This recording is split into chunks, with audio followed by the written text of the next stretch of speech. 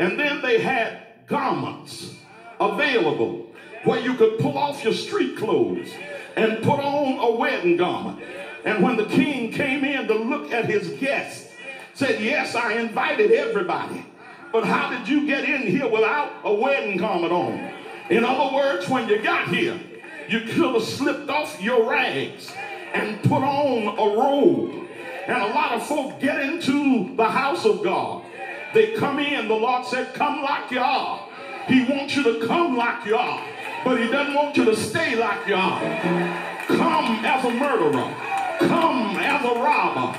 Come, oh God, as a con artist. Come with all of your filthy sins.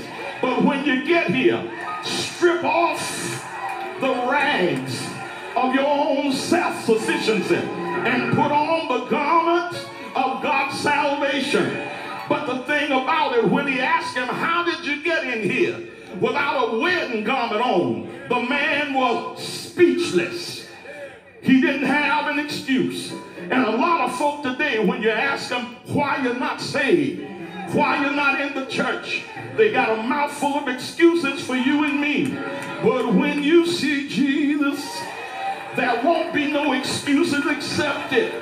When you see Jesus and he asks you why you wouldn't go into my house, you can't tell him about what the deacon said, what the preacher did, or what the usher did. It's going to be you and him.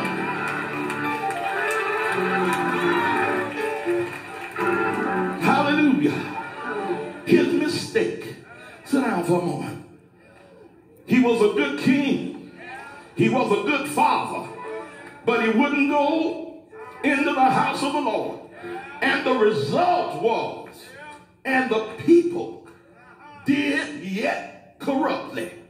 If you really want to see how corrupt they were, go to 2 Kings 15, verses 34 and 35. It says, and he did that which was right in the sight of the Lord. He did according to all that his father Uzziah had done. Howbeit, the high places were not removed. In other words, the places of idol worship. He didn't tear that down. And the people sacrificed and burnt incense still in the high places. I just want you to know that when you, father, set the wrong example, your sons are going to mess up. You can talk about how good a father I was. I don't know why my son got involved in drugs. I don't know why my daughter got involved in prostitution.